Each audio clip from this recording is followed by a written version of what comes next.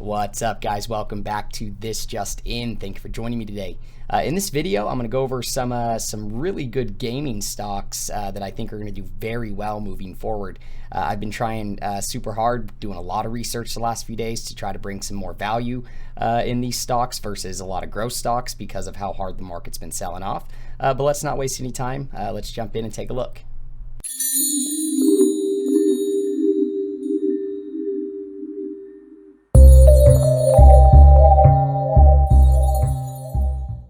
Alright guys, so first things first, this video is for entertainment purposes only. I am not a licensed stockbroker. Always do your own due diligence and do your own research.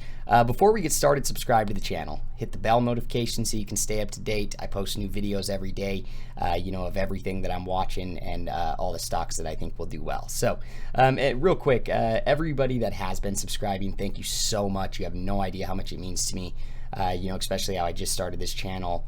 It means the world, so thank you. Second thing is come join me at the Patreon. There's a link down in the description. You'll get access to the private Discord where we can talk stocks. You'll also get links to my different portfolios so you can see everything that I invest into. And then every time I buy or sell a stock, up to the second I do it, I send out a notification anytime I enter a swing trade or an alert goes off or any watch list or anything like that, so you can check that out. Then also take advantage of the Webull link down below. Set up an account, deposit $100, you'll get some free stocks, and then I'll get a free stock as well, so it helps support the channel. But let's not waste any time. So today we're going to go over some video gaming stocks. I really like video gaming stocks. I think they have a lot of opportunity moving forward. Video gaming is just growing rapidly. Back in January, they reported, record-breaking numbers, and I don't think it's going to go anywhere. With how badly the market's been selling off these last, few weeks, I have done a ton of research in the last few days to try to bring as much value stocks that I can, companies that I think will continuously do well over the next, few years. That'll be a lower risk place to put your money than in, a really high growth stock. So the first one we're going to take a look at today is Activision. This is ticker symbol ATVI. For those of you who don't know who Activision is, they make Call of Duty. They own multiple different franchises: Candy Crush, King, Blizzard. They're a massive video gaming company, and they do very, very well. Been around for years, made so many different Call of Duty games, it's not even funny. I'll kind of talk revenue with you for a second. So their market cap is $79.8 billion. Their net revenue grew 22% year over year to $2.4 billion. With their digital, sales, like not physical copies, making up 78% of their overall revenue. People just aren't buying digital copies like they used to. Their in-game net bookings also grew 22% year over year to $1.3 billion. And then both their net revenue and total net bookings beat the company's outlook by 21 and 12%. So their revenue beat by 21%, and their net bookings beat their expectations by 12%. So that's huge. Obviously, they were getting a boost from the pandemic, everybody being home, gaming more, but gaming's still growing. The industry is growing like crazy. They're expected to grow their earnings per share from $3.50 in 2020 all the way up to $7.17 in 2026. That is massive growth from 2020 to 2026. I mean, that's, 6 years, under 6 years, 5 years at this point, to more than double your earning per shares is huge growth. Their EBITDA growth was 45.9% year over year, where the sector median's 4.1%. So these guys are killing it when it comes to finding ways to increase their margins, drive more revenue, be more productive, more efficient. They also, because they're selling a lot more digital copies, they're not relying on resellers as much to market their games and sell their games, because the player base can just go online and download it directly, which is huge. And because of that, it has increased their operating margins by 9 points, all the way up to 47%. That's huge. Like as time goes on, think about it. When was the last time you went and bought a video game, like a physical copy? I haven't. I download everything. The other thing is this is what I'm really bullish on. I love video game companies. I think they are going to just keep dominating as like VR gets more, popular and gets better developed. The new consoles, NVIDIA and AMD coming out with just more and more powerful processors. Video games, when Fortnite came out and like revolutionized the streaming industry, and you started seeing these streamers like being literal celebrities, like Ninja went out and is now a Red Bull athlete. That wasn't a thing before Fortnite. Now, I'm not saying that takes anything away from Activision, because Activision is here and for Epic Games is here, but at the same time, that is what has created this huge growth in video gaming. It's just gotten so much more popular. But again, this is why I like this company as a value play. So they hiked their dividend by 15%. They also instituted a $4 billion share buyback program, which covers like 5% of their total market cap. So obviously, they think they are going to have a very strong 2021 if they're making moves like that. They're buying back that many shares. They're hiking their dividend up. They see growth, coming in the future. Also, Call of Duty and World of Warcraft saw its best year ever in 2020. And the company still promises that there's more to come within those games. Call of Duty saw 70% increase in monthly active users in Q4 2020. So you got to think, the pandemic started in March. Q4 of 2020, they're still seeing 70% increase in active users. Do I think that's sustainable forever? Not really, no. But I do think that, it's not like they just got this huge boost from COVID and they're just going to die off. No, I see them continuously growing. Management also said that Black Ops sales accelerated in December and January after launching it in November. So they were kind of hinting at like a really strong Q1 numbers, Q1 earnings coming up, which would be nice to see. The other thing is 3 of their franchises did over $1 billion in net booking in 2020, and they expect to keep growing that, and then also bring 2 more of their franchises to similar scale in the next few years. So they're just efficient as heck, just growing these companies or these franchises like crazy.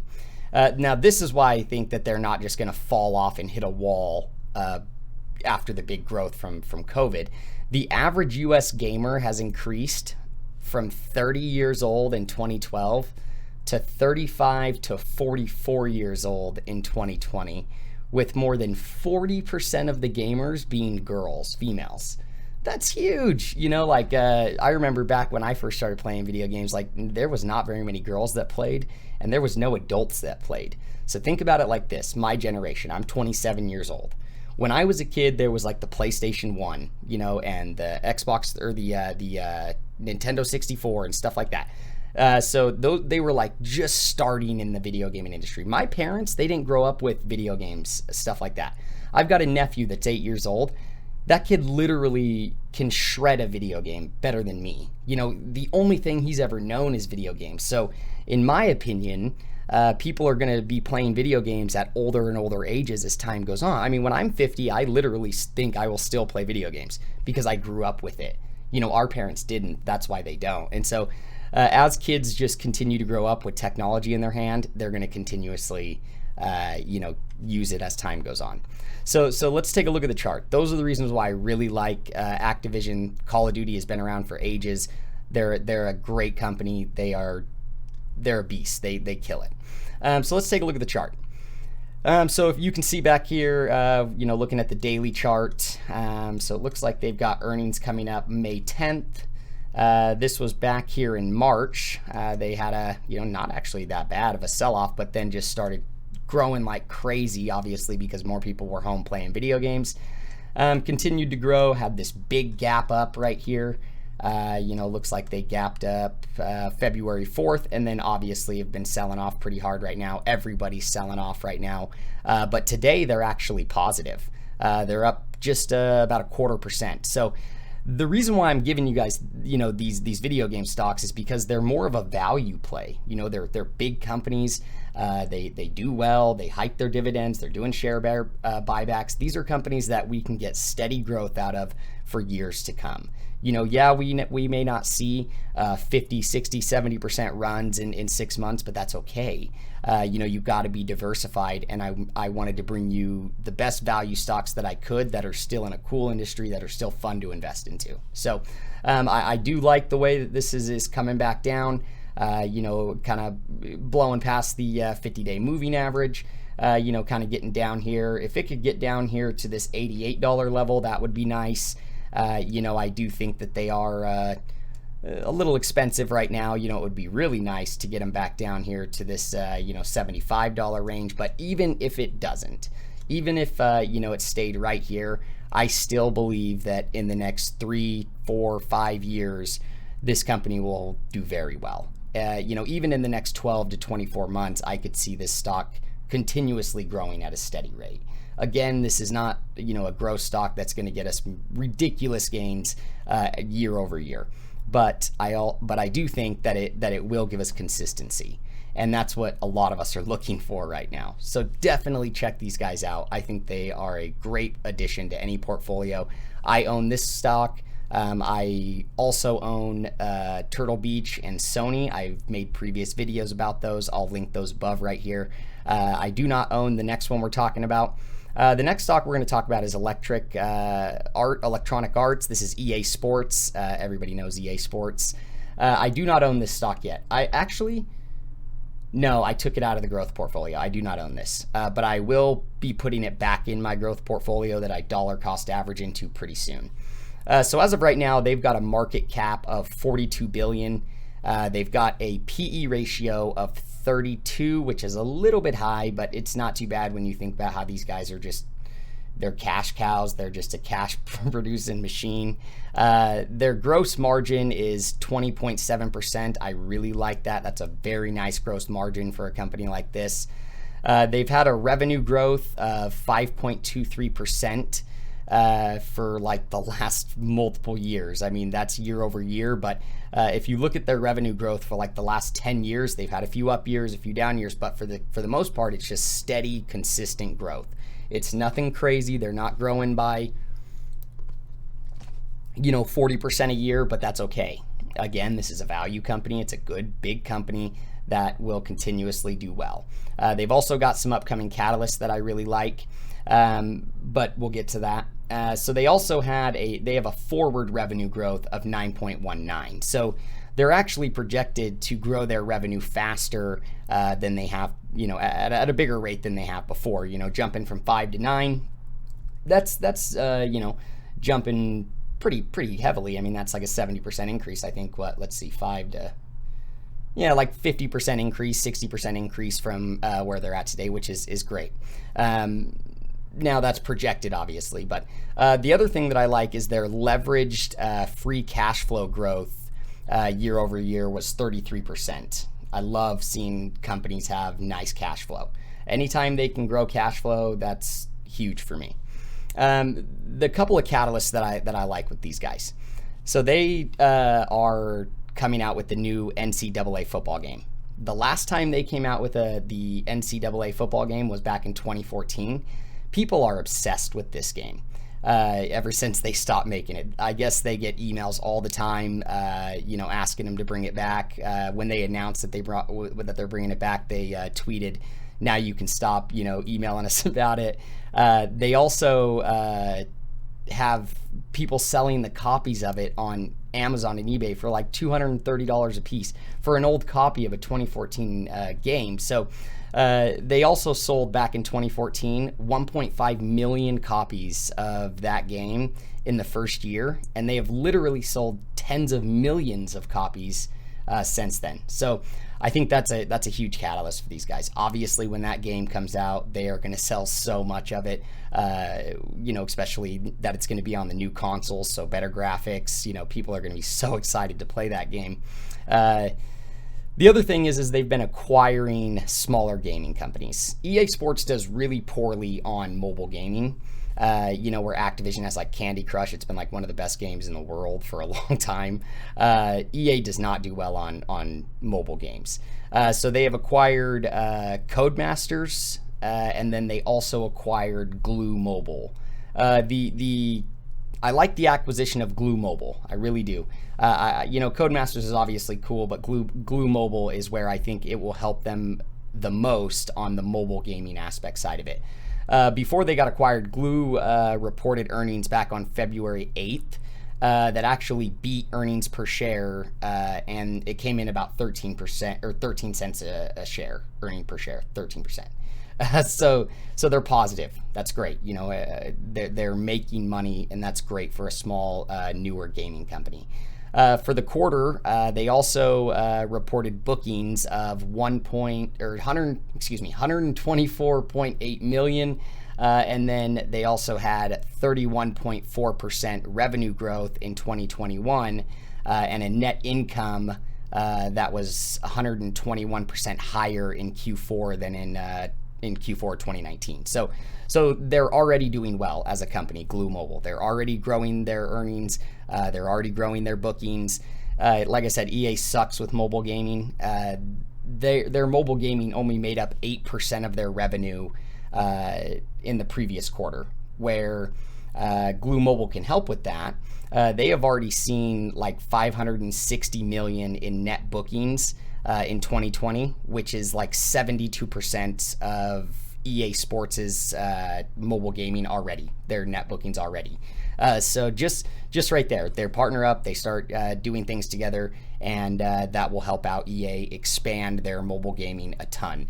So those are the things that I like. I think EA company as a whole is a very well-known company. They're not going to go anywhere. They're going to continuously put out games year over year. The difference between a company like EA Sports and a lot of the other companies, like we'll use Epic Games for example. Fortnite was a cool game. Everybody loves it. It's a world-renowned game. But after Fortnite, they've got to come up with something that people like to play. Video gaming is tough because there's certain games that do very well and then other games that don't do well. You've got to really come up with a cool game for people to actually play it, or people will pick it up, play it for a little bit, and dump it. The reason why I think these guys do well is because they're consistent. They produce a lot of sports games, which are pretty much the same every year. They just improve the graphics and add new rosters. So it's not that hard to continuously put out good games. Now they have had games that sucked, don't get me wrong, or were not as good as others in the sports industry, but they also have killer 2K games for basketball and football. So again, I think they're going to do very well. This is a stock that you're going to you buy, you put in your portfolio, and you hold it for 5, 6, 10 years, and it consistently grows for you. So I do think this stock will do well. I still am going to add it back into my growth portfolio, but let's take a look at the chart real quick. So as you can see here, they've actually been having a really nice V-shaped recovery and then starting to sell off again. I wonder if we'll get a double bottom. Had a little bit of a sell-off here in COVID, jumped way back up over the top of previous highs, came down, has been selling off here, since August, started coming back up in November, and now they're selling off again. They are actually positive on the day, which is nice. So with that being said, we could see this come down, do a double bottom, and make its way back up towards the upside. Maybe this 200-day moving average right here will act as support. We'll have to see. And then looks like they're paying out a dividend here. They already did. I